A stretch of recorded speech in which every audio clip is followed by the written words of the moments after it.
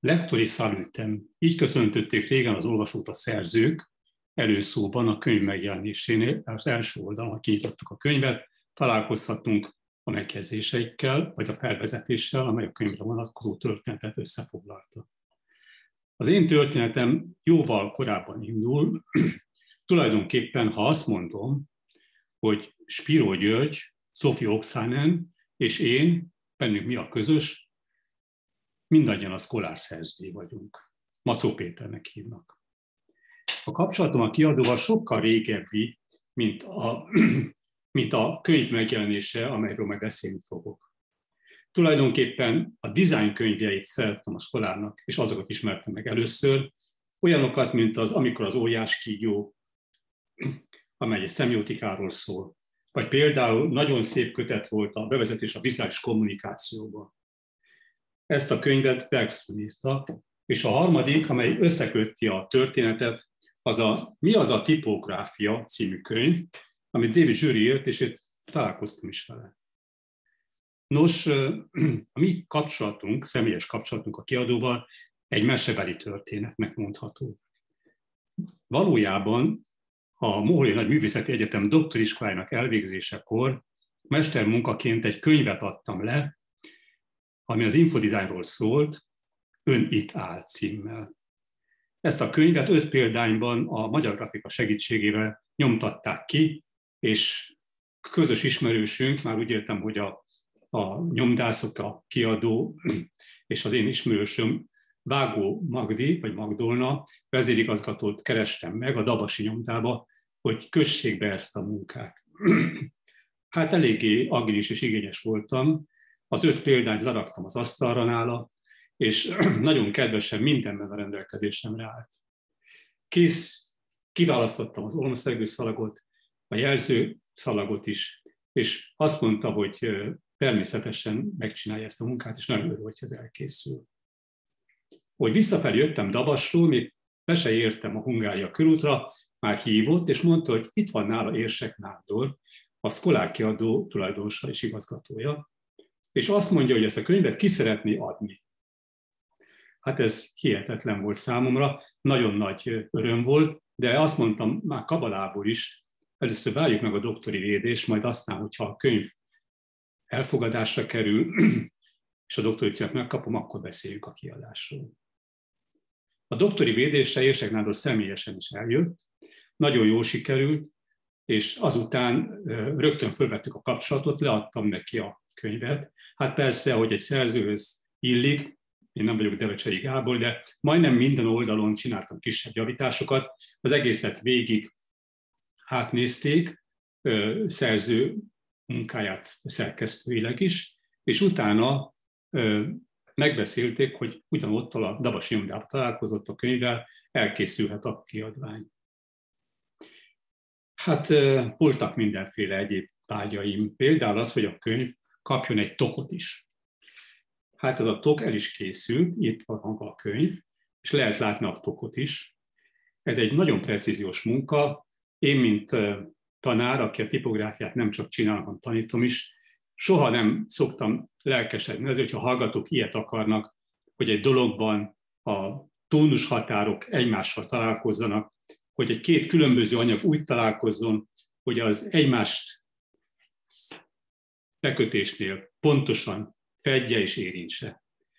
Szerencsére évfolyamtársam és a Tiponova tulajdonos vezetője, Lendvai László azt mondta, hogy megcsinálja tokokat, hogy elkészül a könyv. Sőt, adott hozzá egy nagyon szép dombor kartont, ez a fehér karton enyhén kalapált területű, és az elkészült könyvek után egy makett szerint, a vastagság miatt megcsinálta a könyvkötését, könyvborító tokot is. Az Ön itt áll könyv októberben a Design héten került bemutatásra. A Szkolár kiadó nagyon kedvesen megszervezte ezt, és igazán impozánsan. Az akkor még Néprajzi Múzeumnak nevezett Foszman Alajos-féle igazságügyi palotában volt a bemutató. Mikor a Design hétet megnyitották, akkor laudálta Bencser Miklós, a folyamattanás elnöke a munkát, mármint a könyvet.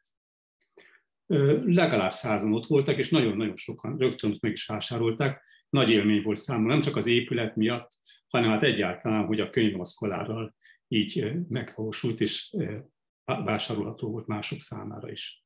Ezt a munkát aztán később a Móri Egyetemen, a Soproni, vagy a Nyugat-Magyarország Egyetemen is, és akkor még tanítottam Nagyváradon, ott is befogadták, és tanulmányi könyvként is ajánlották a hallgatóknak.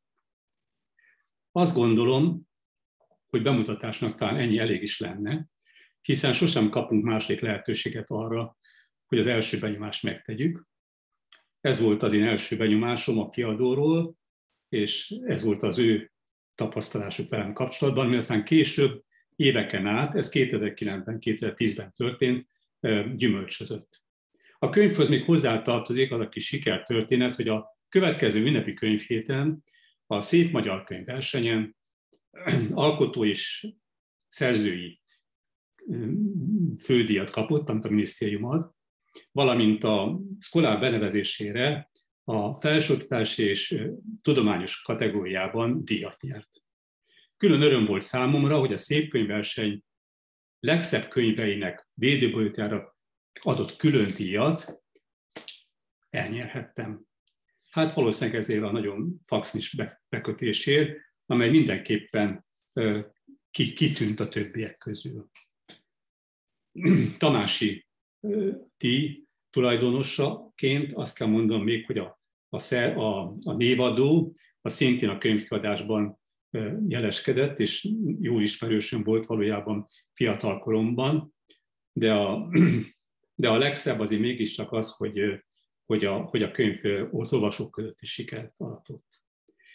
Nem sokkal ezután kicsit elhamarkodottan ígéretet tettem Érsek Nándornak, hogy na hát akkor most már megcsinálom a könyvet a tipográfiáról is, amennyiben erre lehetőség volna, és fölkarolta, és rögtön azt mondta, hogy igen, legyen egy ilyen könyvük, nagyon szeretnék elkészíteni. Körülbelül 10 év telt el. Az Önittál 3 évig készült, rengeteg fotó van benne, amelyek egy részét hallgatóktól kaptam, akik tudták, hogy ezzel a munkával mennyi dolgom van, és milyen széles kitekintést szerettem volna összeállítani. Úgyhogy Dániából, Angliából, Franciaországból és az Egyesült Államokból is érkeztek képek, amelyek bekerültek a könyvbe. Az Önittál már nem kapható. A köztes években tervezőként, tipográfusként készíthettem könyveket a Szkolárnál. Egyik kedvencem ezek közül, talán az elsők egyike volt a Kocsis Zoltánról készült kiadvány, Juhász Előd munkája. A másik, amit különösen kedvelek, az Arany Jánosnak a Toldia, amelyik a jubileumi 200 éves születési évfordulójára készült el, és ebben is javaslatomra a kiadó elfogadta, hogy 200 példány, szimbolikusan a 200-as évfordulóra egyedi számozással készüljön el. Ettől unikálissá vált rögtön a kiadvány, hiszen 19-es, 21-es vagy 14-es az csak egy, és egyetlen egy volt a könyvek között. A könyvek egyébként kaphatók talán még most is. Az eltelt 10 év után az utóbbi 2 évben a körülmények, amelyek minden ismerünk, hozták ezt a lehetőséget, hogy több időt tudtam szállni a tipográfiára. Amíg az infodesign könyvre volt 3 év tervezési időm, addig azt kell mondanom, a tipográfiáról szóló kötetre 30 év tapasztalata társul, amit részben alkotóként, részben pedig tanárként szereztem. Nagyon sokat tanultam a hallgatóktól is. És amit lehetett, igyekeztem be a könyvbe belevinni. Tipográfiának ugye sokféle vetülete van, és rengeteg szerzője, nagy nevek. Erik Spiekermann, Wolfgang Weingart, Adrian Frutiger, Emil Ruder. Ezek a könyvek ott vannak nálam a polcon, idegen nyelvű kiadásokban, de nagyon érdekes volt ez a David Sherry-féle könyv is, amit említettem az előbb. Úgyhogy volt benne mindig egy kis félelem attól, hogy kell-e vajon egy másik tipográfia könyv. És ezt az óckodásomat rögtön a bevezetőben is megfogalmaztam, de aztán annyira lendületbe jöttem az egésztől, hogy gondoltam, mégiscsak megcsinálom a könyvet a saját gondolataim alapján. Így a munkacíme a könyvnek gondolatok a tipografikáról volt. Gondolatok a könyvtárban, gondolatok a tipografikáról. És ez a könyv egy kicsit lazább szerkezettel, de minden fontos elemét a tipográfiának igyekszik bemutatni. Történet is van benne, alkalmazás is, és főleg funkciós tipográfiára mindenféle olyan nem műszaki, inkább alkotói vagy tervezői, kreatív megjegyzés, amelyek közül talán mindegyikkel ért egyet az olvasó, de úgy gondolom, hogy eszenciálisan nagyon jó kitekintés nyújt erre a területre, hiszen manapság a számítógép használatával azt gondolom, hogy potenciálisan mindenki tipográfiában dolgozik, aki számítógépet használ. A számítógépen a betűk, nyomdabetűk, a Times, a Helvetica, ezeket különösen nem szeretem, de sok egyéb betű is van, amelyet, hogyha használunk, vagy bárki használ, azzal képes arra, hogy gyönyörű, vagy nem gyönyörű eredetiket kreáljon. Ezért a tipográfiának a széles körű ismeretét gondolom a legfontosabbnak. Nem mondom azt, hogy iskolában tanítsuk, de mégis azt hiszem, hogy a megismerése a laikusok számára is érdekes. Tehát a tipografikáról, ez lett végül is a címe könyvnek, ez a kötet készült el. Ez a könyv, hát védőborítóval, de Érsek Nándor kedves félmosolyára utalva már tok nélkül. A védő és a kötésterv harmonizál. A belsejében rögtön a nyitány egy kicsit ilyen visszautás az előbbire, az info dizájnra, egy olyan fajta kvázi térképet mutat, amelyen az egyes állomások fontos személyek vagy fontos szakmai nevek. Maga a kötet oldalról oldalra, vagy inkább oldalpáról oldalpára, ha igaz akarok lenni, került tervezésre, és a tartalomban, amelyet hozzá igazítottam, külön lehetőséget adtam arra, hogy az olvasó kalandozhasson. Tekintse kalandozásnak ezt a dolgot, ezt a kiadványt, és semmiképpen nem muszáj, hogy az elejétől a végéig olvass el, mint ahogy regényt szokták. Azt írtam bele, képes vagyok bebizonyítani bármit. Ezt Oscar Wilde mondta, de néha úgy érzem, hogy én is. A tipográfia könyvnek a szerzői között rengetegen vannak, akiket vagy ismertem személyesen, vagy névről ismertem, és ezeket föl is soroltam a végén. Mindegyiktől valamilyen fontos mondás, aforizma vagy motto megtalálható a kötetben. Ez a könyv két színnyomású, mint önök is látják, tehát nem színes négyszínkolor, aminek az az oka, hogy a tipográfia, mint fekete-fehér művészet, a nyomtában és a könyvkiadásban ez így ismert, nem kívánja feltétlenül a színek alkalmazását. Szerintem a javára vált, és eszenciálisan is, vagy vizuálisan, inkább ezt mondanám talán, összefogja a kötetet.